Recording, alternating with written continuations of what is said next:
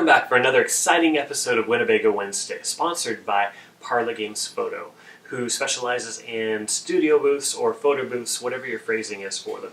I do want to let you know real quick that they are booking for graduation parties and the wedding season, so make sure you check them out and get in touch with them, so that way you can have all kinds of fun for whatever your event may be. This week we are bringing back Taylor Wilcox, the amazing, talented Taylor Wilcox, who actually has really cool hair, so you're going to like that.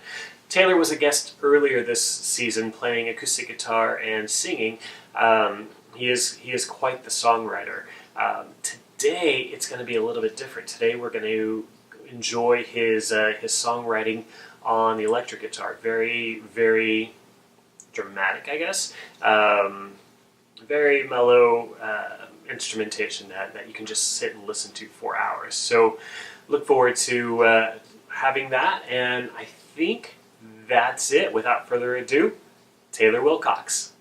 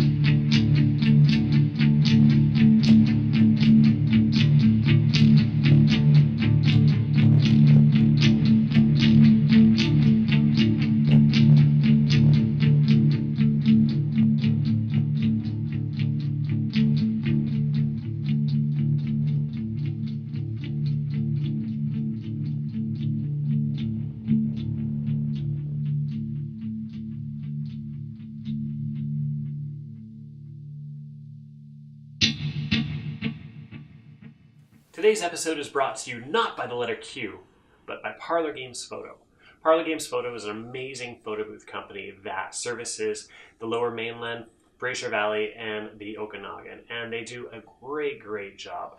They bring out their custom photo booth that they built. They set up props that are designed for your event, and they do the prints right on the spot there. So your guests have a great time, everyone's having fun, and the great thing about it is the prices are amazing and reasonable and wonderful. Their staff is wonderful. Everything about them is great. So please check out Parlour Games Photo for your next birthday party, graduation, funeral, zucchini casserole, whatever this momentous event is that you want to invite people over for, give them a call. So welcome back to another wonderful episode of Winnebago Wednesday. And speaking of welcoming back, Taylor, welcome back. Thank you for having me back, Mr. Of Ryan. course. And this here is Taylor Wilcox, who you would recognize from an earlier episode of Winnebago Wednesday, or if you've been anywhere on Instagram and YouTube, you've probably seen him as well. You post probably more than a 15-year-old girl, but you put some quality stuff out there, which is really great. I just try and be prolific. And just kind of power through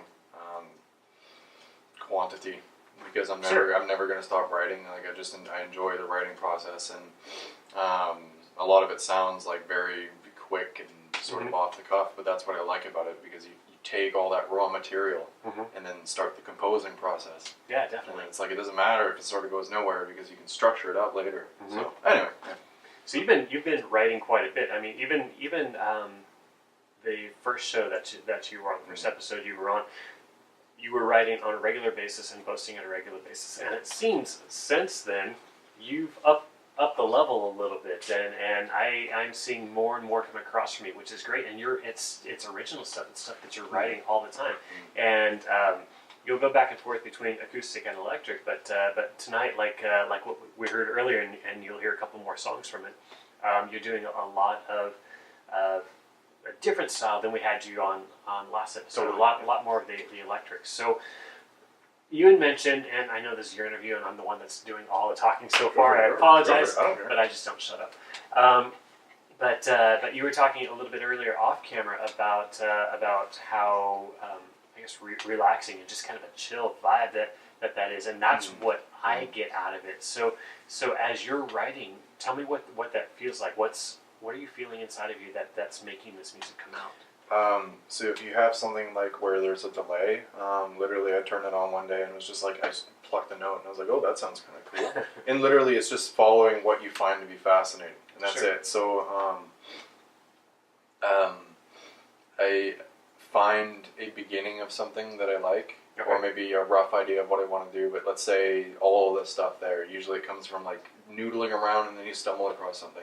Like that's how I work. Like I just sit there and pluck around, find something, and then it's like there's something to start building something off of. Because I think that with creativity, it's very much like connect the dots. Yeah. Like it's not like you're summoning in something from another dimension or something like that. Like people, they mystify it a lot. Sure. I think it's just finding something and building off of it.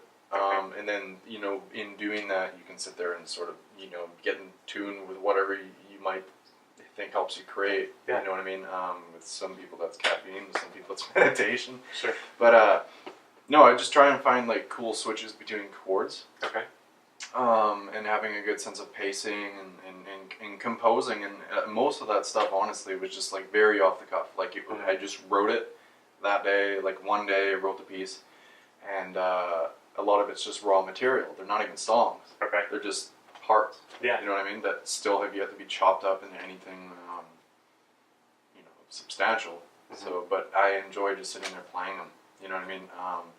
But yeah, no, the big thing is just finding something that I'm enjoying listening to and feeling. And I think maybe in some way, the creative process shows you maybe what's inside of you a little bit, and you might not know that it's there. So what I notice is that people say a lot lately, especially, that it's like painting. It kind of creates landscapes. Okay. Or it kind of gives them like a calm, uplifting feel. And it's like I'm totally not intending to do that at all. It's just that's sort of what it is. And to be fair, that's specifically like one guitar sound too. You know what I mean? Good luck doing that on an acoustic, but I can play both, so it doesn't really matter to me. You know what I mean? Yeah. So with as much as you're writing, how do you even keep it straight? I don't. That's the part that as I watch your videos on Instagram. And when you put them on YouTube, still with the decaf freaks, which is hilarious.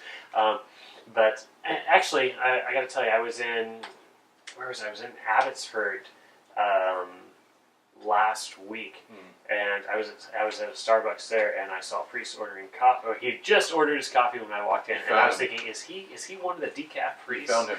Yeah, they're real. Oh yeah, they're real. They're real guys. Yeah, no. So, but. But with all of these things that I've seen, and there's quite a bit of content, and I don't see you repeating yourself at all. So how in the world do you keep it straight in your head? I don't straight as far as like the flow of stuff coming, or just everything organized. Okay, so I've in the last 10 years, I've written maybe 15, 20 songs. Sure. If I don't have the chords and music in front of me, I mess up those songs that I've written that I know inside and out. Okay. So you write, and probably while we've been talking, you've written 4 songs in your head. So it seems to be that frequency with you. So how do you keep it all straight? Oh man. I don't know. I've always had. I think I'm wired for like instrumental stuff. Okay. In particular, like good luck getting me to remember a lyric. It's just it's so hard for me to remember words. Sure. But I can remember like an 11-minute instrumental. Not even a problem. You know what I mean? I don't know why. I think it's because I started off as a drummer. Okay. So like I pay attention to the way that a song flows more than the lyrics. Not that lyrics don't matter to me, it's just like what I naturally sort of go to first is like, okay, how does it feel? So I think that a bit of it is just having practiced rhythm so much. It's just like that's what I sort of latch onto is like being musically familiar. So I don't really have to think about it. It's just kind of remembering the changes and the positions, and I have a really good memory for that. I don't know why, because I can't remember words. You know what I mean? So it's this weird thing. Interesting. Yeah. So. No, my last album, not the most recent one, but the one before that, it was a piano album, just all instrumental. And there were maybe 2 songs on there that I had worked on before, but the rest of it was just an experiment. It was just sitting down, hitting record, and playing and seeing what happened. Now, is that what happens with a lot of the stuff that you put out there? Or yeah. Oh yeah. Okay. Oh yeah. Yeah, I think that's how you do it. Just do it. Just do it. That's it. Excellent. That's it. And it's amazing because you have to figure out how to just do it. Don't figure out like so much how to like make music. You know, you got to know how to use your tools. But at the end of the day, if you don't know how to use your tools, or if you know how to use your tools and then you don't know how to just sit down and write, you're not going to have anything. Sure. You know what I mean? It doesn't matter how many chords you can learn. It doesn't matter what scales you know. I don't care about any of that. I've never cared about that. It's like, what are you making? And if you aren't making anything, well, it's like, then why are you sitting here talking to me about how many scales you know, or your gear, or blah blah blah? I don't know. Anyway, there's all my anger coming up. But. So, with the sheer amount of volume that you're putting out, how do you decide that, hey, this one's a good one, I'm going to keep it. This one maybe not so much, and go and decide to play it again or remember it. Like when I see you play, they're songs that you've written, but you're obviously not playing everything that you've written because there's not that many hours in a day. Oh no. So what's your process on deciding, hey, that one's a keeper? Because the things that I think that I write are good, not everyone agrees. So. Well, you're always going to get that. So you have to play for what interests you, and that's it. Sure. Because if you're playing for other people at all, it's like, well, have fun. And I think the biggest thing there is like avoiding burnout and just getting good at sitting down and just in doing that, and then not thinking about it too much, and then over time things sort of rise to the top as far as like what you remember, and maybe they might not even be the best, quote unquote, but the fact that you're playing them, that's what matters. Yeah, you know what I mean? Definitely. So it's like, it doesn't matter, because what would you rather have? Would you rather not be doing music, or would you rather have some things float to the surface that, for one reason or another, they're sticking around up there? Right. So maybe it's resonating somewhere in there, and I don't know. So I don't overthink it too much. Sure. Just whatever sticks around. That's great. Yeah. That's great. So with that, you have a SoundCloud album that you sent me, which is great, which is a lot of what we're listening to tonight. But there is a huge market. I had told you before of a band that somebody introduced me to, which had a very similar sound to what you have, and he was listening to this, so he liked it. He told me about it. I liked it. So more than likely, there's more than the 2 of us in the entire world. So there's a decent market for this particular type of sound. Did you have any plans to do anything do anything more with this? Put another album out? Go on world tour through Asia? And I don't know. One thing I've noticed over the years is once you mention to people that you do music, immediately they start talking about like being a star or something like that. I've always done music my entire life. I'm going to do music my entire life. What comes from it comes from it. Sure. I don't really overthink it beyond that because I think that a lot of the stuff that people imagine is just pure fantasy. You know what I mean? Like, you meet a lot of really high maintenance, high ego musicians, actors, whatever, where they're just completely blinded by what they think, you know, being a musician or being an actor should look like, or what should come from that. And one thing that's come from music, for example, for me is this: I'm here because of music. That's good enough for me. Seeing that small scale stuff like that, because it'd be do that for 10 years. I'm only 21. You know what I mean? And even if that means better community in my life, that has effects that are far-reaching into every single area of my life. I don't care about doing a world tour. I care about that. Sure. You know what I mean? So. Now you mentioned community, and last time you were on the show, you talked quite a bit about community as well, and that's something that obviously stands out to you. And you've mentioned it to me in our personal conversations a few times, and that's one of the great things about music in general. And I would say a lot of what you're playing tonight is just the calming effect, that bit of peace. Like, one of the problems that I have when I play, because a lot of the songs I play are very lyric heavy. Okay. And there's a whole lot of dry comedy in there that the only way that you're going to catch that is if you're listening to the lyrics. Yeah. And I enjoy sharing that. But when I play instrumental, if I've got a gig just playing piano in the background or doing background music or something like that, I enjoy that, and I don't expect people to be sitting and watching. But what that does is that provides an ambience and a background, and that makes conversation between Joe and Fred over here sitting at the table who just hear that. It makes that conversation lighter and makes it more open. So something to be said about you playing the music that you're playing and getting that in front of more people is the ability to help whatever community it is you're playing with. So it's a weird circle. So I mean, don't ever turn your back on playing to the Hollywood Bowl or anything like that. Yeah. But I understand what you're saying. Yeah. I think music is a path, and you got to pick paths to get on. And if you're doing it right, they have effects that in your life that are multi-leveled, and they help you in so many different ways. And it's just I'm never gonna. I keep it process based. Okay. You know what I mean, where it's about the process. Yeah. It's about doing the music, and in a very competitive way. Okay. It's the one thing I'm competitive about. I think so. Yeah. For me, playing music is more about finding my peace. The truth of it is, I am an entertainer by nature. I love being on stage. Yeah. I absolutely love it in any aspect.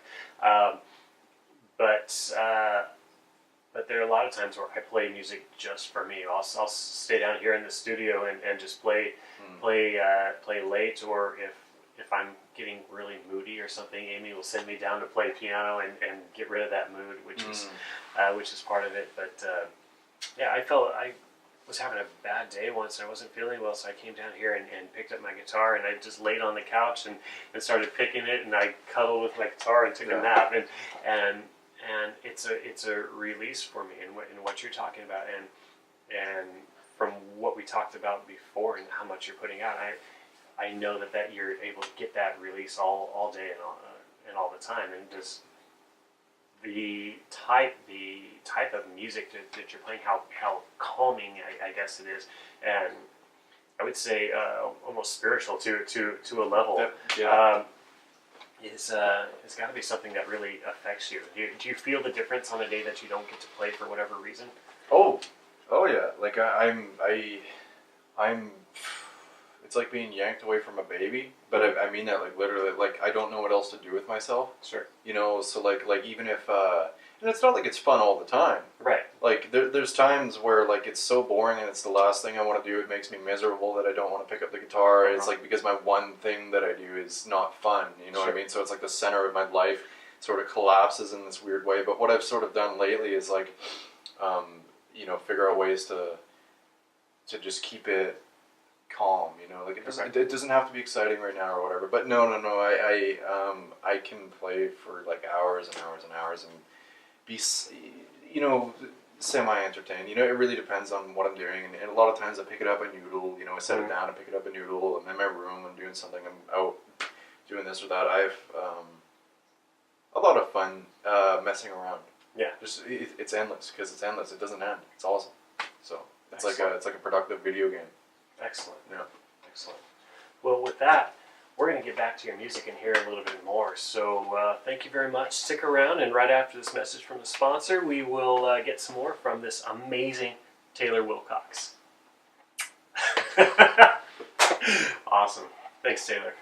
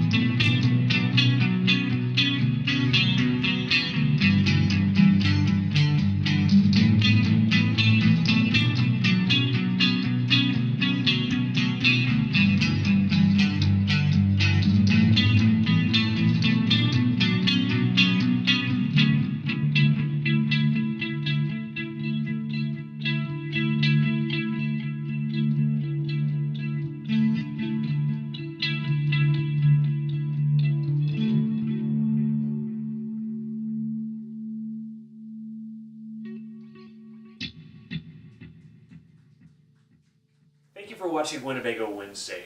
Our goal, as we've been doing, is to introduce new talent to the greater world by letting you hear some of their amazing music and getting to know a little bit about the artists behind the music.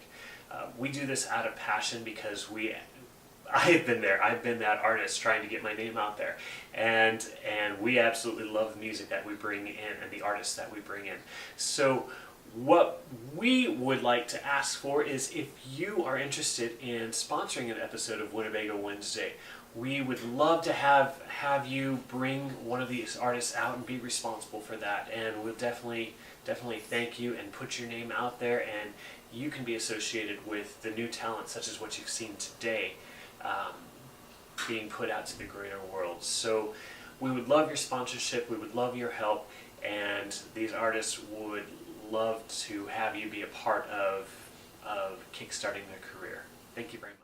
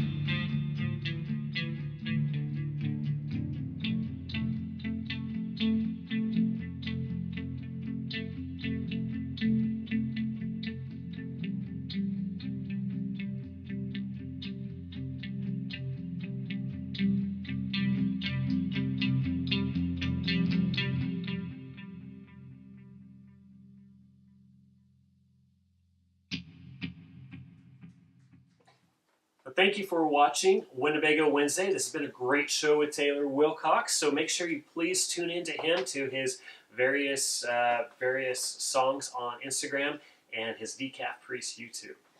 And make sure you come in next week or I'll find you because we got Ryan Barnes and it's going to be great. I love him. I love him. He's a good guy. Yeah, it's going to be great. So thank you very much. Have a great week.